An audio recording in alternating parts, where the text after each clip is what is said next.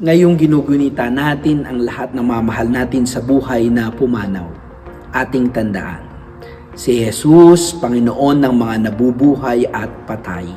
Sa takdang panahon, bubuhayin niya ang lahat ng sa Kanya'y tumanggap at nanampalataya. Patuloy natin silang ipagdasal, makamit nawa nila ang kaluwalhatian ng langit at sa itinakdang panahon, sila'y ating muling makapiling.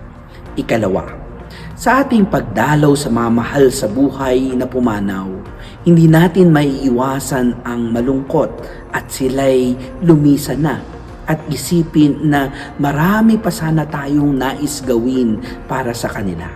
Pakatandaan, hindi na natin maibabalik ang nakaraan.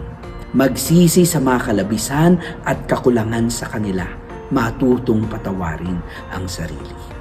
Ikatlo, huwag kalimutan, ikaw ay buhay at may mga kasama kang buhay na naglalakbay. Maraming pagkakataon pa para ipadama sa mga nakapaligid sa iyo na ikaw ay nagmamahal at kumakalinga. Huwag mong aksayahin ang bawat sandali. Patuloy kang magmahal. Unahin mo yung mga malapit at nakapaligid sa iyo.